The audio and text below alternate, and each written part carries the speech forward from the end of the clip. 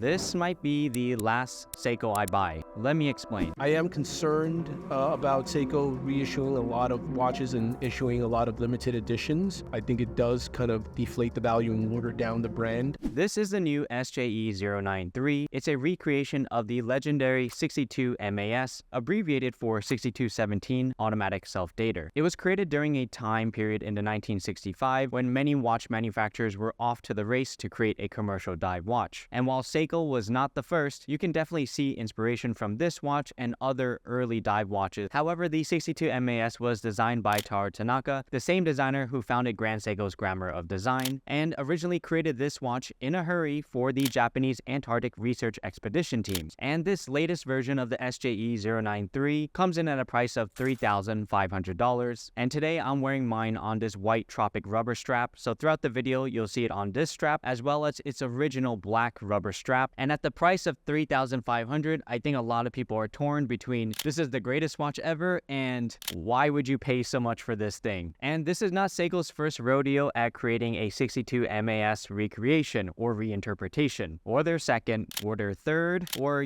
you get the idea. And out of all of the ones they've created, it's also not the most expensive. The $3,500 price tag comes in the upper mid-tier, but it sits below the other watches such as the SLA037 at $6,300 and the SLA045 at $4,500. But let's start out with my favorite things about this watch.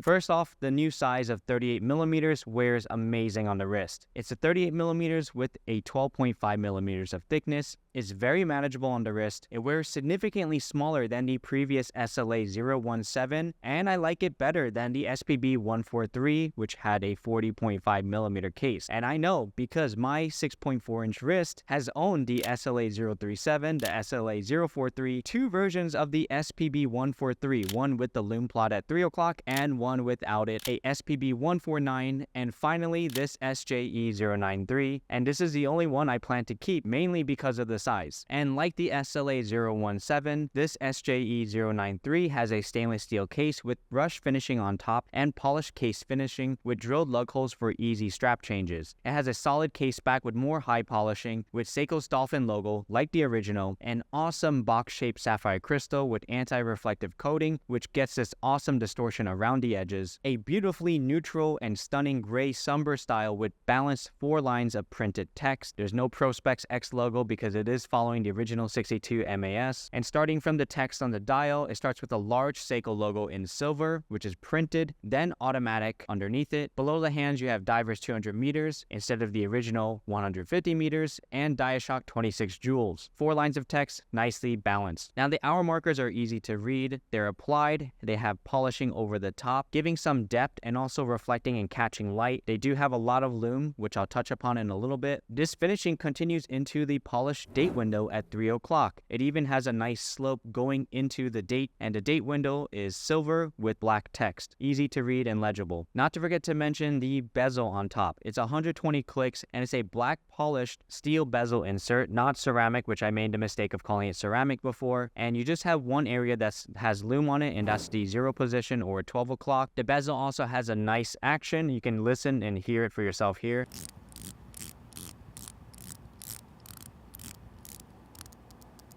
And the hands of the watch is one of my favorite things. It's long and rectangular for the hours and minutes. They're faceted and proportionally sized. I like that unlike other dive watches, it doesn't have like a large knob to count the hours. They're very slim and they look very proportional to me. While the seconds hand is very thin and long, and you have a rectangular lollipop, which gives a little bit more visibility and also lume. Tons of lume on this watch. Like, this lume is better than all my other watches that have lume. And I love that there's even a tiny lume plot at 3 o'clock, which is Seiko's clever way of adhering to the new ISO 6245 rule of needing a lume plot at every hour marker. So instead of putting a lume plot and pushing the date window inwards, they just added a little dot on top of an existing hour marker. And that new ISO rule is exactly why there's two versions of the SPB143, one with a lume plot at 3 and one without it. And even though the Seiko logo is large, I think a lot of people don't know what it is when they look at it from a distance. That's why it creates this this funny reaction that I've been getting for the past few days. Hey, that's a really nice watch. What is that on your wrist? Oh, hey, thanks. Yeah, this is my Seiko SJE093. Oh, a Seiko? I thought that was like something way more nicer or more expensive. Well, how much was it anyways? I mean, yeah, it is really nice. It's $3,500. $3,500? Are you out of your mind? All the winding, time setting, and date setting functions are operated by the large threaded crown, which is easy to grip and screws down for 200 meters of water resistance. The watch comes with a fantastic black tropic rubber strap, which is quite long, but again, it is made for divers, meant to go over a dive suit, so it needs the extra length to go over that. And one of my favorite things is the new thin 6L37 movement with a 45-hour power reserve, and it's rated to +15 to -10 seconds. Mine is running really well, probably around 4 to 6 seconds per day, which is within chronometer certification. And yes, 6L, L as in Larry, not 6R as in Robert. It's not the same 6R series that's in the SPB143 or that whole collection, but a similar 6L movement in the other $3,000 watches, such as the SJE075, a thin automatic winding movement that are reliable and typically runs as good as chronometer certified watches, even if Seiko gives itself super conservative ratings. And just to drive that distinction home, if you go to Seiko's service website, you can see that they consider the 8L and 6L as the same service price. It's in a tier above the 6R calibers. So let's stop thinking of them as the same thing, although I know it is confusing. Seiko should have called it something else. And now here's some things I dislike about the watch. I do love it, but I don't think it's perfect. One of the things about the strap I don't like is that the metal keeper will keep slamming into the buckle, which is going to create scratches for no reason, especially when it's not on your wrist. I didn't like this when I had the SLA043, and I sure don't love it here, which is why I changed the strap right away to this white tropic rubber strap, which leads me to its 19mm lug width. You'd think that I wouldn't mind a 19mm lug width because of my Grand Seikos, my Omega, my Zenith that all use that same lug width of 19mm, but you gotta consider that the drilled lug holes are much wider here, so most of the straps I already own don't actually fit into this watch. And yeah, I do wish it was a 20mm. It would probably make even more sense for the SLA017 to be a 20mm and the smaller one to be a 19mm, but that's why I have to squeeze in this white tropic strap to fit in between the lugs, which works, but it's severely made me limited in the amount of straps I can choose. I also don't love the high polished case size and the case back, which is going to be more similar to the SLA017, having those same polished edges. That makes me think that the sides and the crown will get scratched up for no reason, although it does have some super hard coating on it. And I also don't love all the reflection on the SJE093. It can be hard to take a nice photo, and if you compare that to something like my Tudor Black Bay 58 925 Silver, which is matte finish, that one is super easy to read, barely any glare or distortion, so it makes it really easy to take photos. And like I mentioned in the beginning of the video, despite all those things I like and dislike, I still sold all my other Seiko dive watches to land on this SJE093. I still love it the most. I'm really happy with the new size. I think Seiko did a great job. And for me, the price point of $3,500 is exactly why I jumped on the watch so quick and bought one myself. I mean, the SLA017 that came out in 2017 was priced pretty similarly. It did come with an extra bracelet and strap, but over the years, we've seen the price point of $4,500 for the SLA043 and $6,300 for the SLA037. You know how hard it is to convince yourself you need a Seiko $6,000 dive watch with an 8L movement and ever brilliant steel and wears almost 15mm thick? That one was really hard to convince myself, and like I said, I didn't end up keeping it. Maybe Seiko has primed us as collectors and then even me as a dealer to see a $3,500 version and be like, yeah, that makes total sense. And that's why I didn't hesitate, because I know the exact kind of quality that's coming into a watch like this. And I know some people have argued that, well, at least with the SLA series, you were getting an 8L movement. But like I mentioned earlier, even on Seiko's service website, they consider 8L and 6L the same tier for servicing. And I've had the 8L movement. It does run great. A lot of people call it a unfinished Grand Seiko movement. It's an unfinished 9S movement. I forgot the reference. Assembled in Shizuku Ishii Watch Studio. It's not finished by Grand Seiko, and it's not in the same -3 to +5 accuracy rating as Grand Seiko. So my thought is, like, what do you you really getting there except saying that it's an 8L movement? Because in my opinion, the new 6L movement is made to be a thinner version of what the 8L is, and that's why it has the same accuracy rating and near similar power reserve. And I would gladly take a lower power reserve just to have a better diameter on the wrist. Now, one of the biggest questions I've been seeing online about this watch is, why would I buy the SJE093 when I can buy the new Tudor Black Bay 54 or the Tudor Black Bay 58? and honestly, I cannot argue with that. I'm not really here to convince you why you should buy this Seiko over a Tudor, because I think you should actually own both like me. Just kidding. I think the context of this watch is really what takes it to a lot of collectors' mindset as being the Seiko watch to collect. You gotta imagine, this is the first commercial dive watch created by Seiko. It's designed by Taro Tanaka. People who love Grand Seiko are gonna like this watch. It's a thinner version of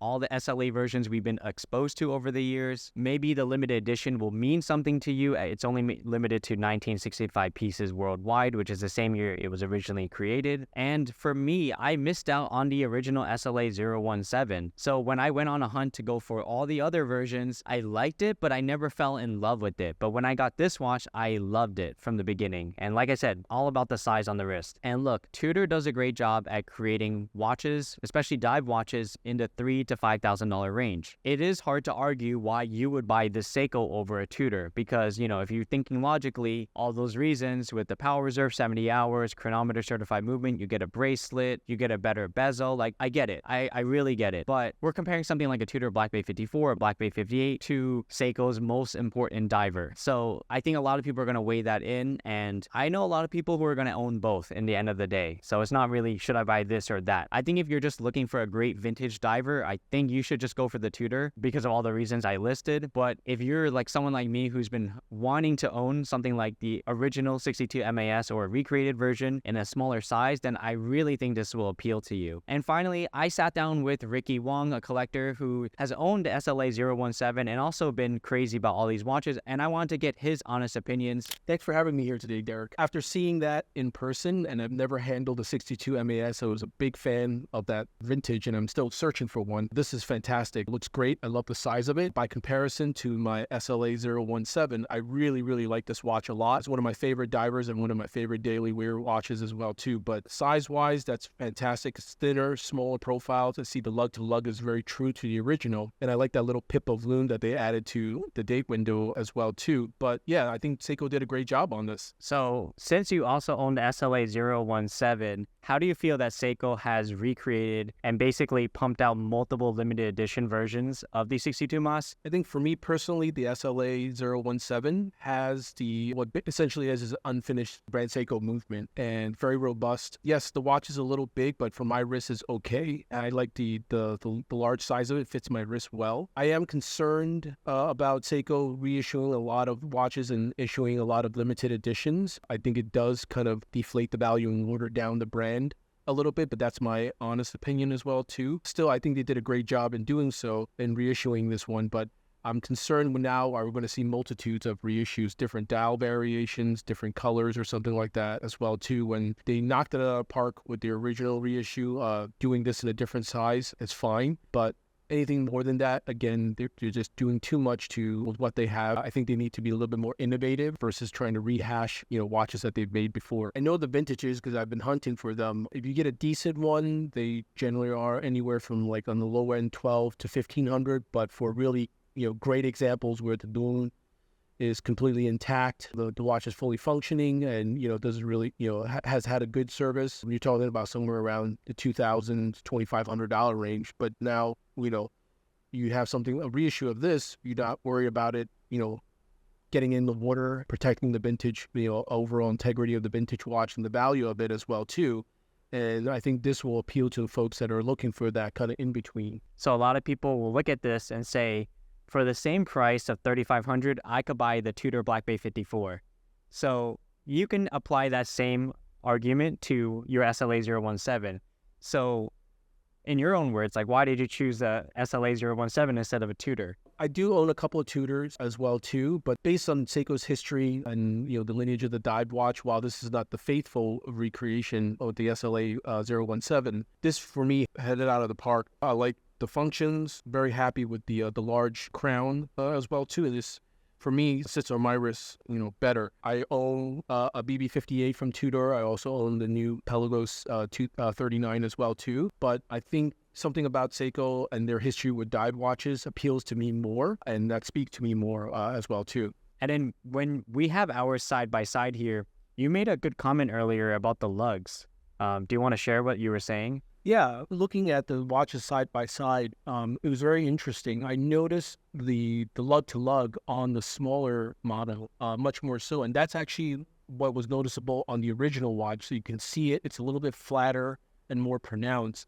Whereas I don't notice it as much on the SLA017. I think it's because the watch is larger. They wanted to make it fit wrists a little bit better. So I think a lot of people who know the history of the 62 MES or are interested in Seiko watches are the ones that have asked me, is that a Seiko or is that the Seiko dive watch? Or is it Seiko recreation reissue? That's how I've been asked. Oh, gotcha. Yeah. Again, Seiko did a really great job in recreating their own watch when they originally reissued this. And it looks like they did a really good job with the this new version as well too, with the 6L movement. It just basically looks like this watch, but kind of shrug it smaller. And I think that'll appeal to a lot of folks who want to be able to wear a diver, get it under their cuff, and have it. If you have a smaller wrist, it makes sense. The interesting point that you brought up about having a 19 millimeter lug width, maybe that's also what's adding to like the watch looking more to the original, with the lug to lug being a little bit, making it look a little flatter as well too. So. It's not a disproportion or anything like that. It's just something that kind of stood out to me. And I think the original actually looks like that when you see it as well too. But again, I haven't really handled the 62 MAS original before. All right, Ricky, thanks so much for your thoughts on the watch, and now back to the video. And that's why I chose the new Seiko SJE093. It's the final boss of dive watches for me, and I don't think I'm going to want another Seiko watch for a long time after owning this one. I think this is going to be like the one and done for me for a long time, so that's why I think it's going to be the last Seiko I buy or need. We'll see about that. If you're interested in Seiko watches, my store Carrot & Co is an authorized dealer. And also, thanks so much for watching. My goal is to hit 100,000 subscribers by the end of 2023. And my channel just broke over 80,000. So really thank you for the support. And leave your comments below on what you think about this SJE093. And I'll see you next time. It's been a minute. Bye.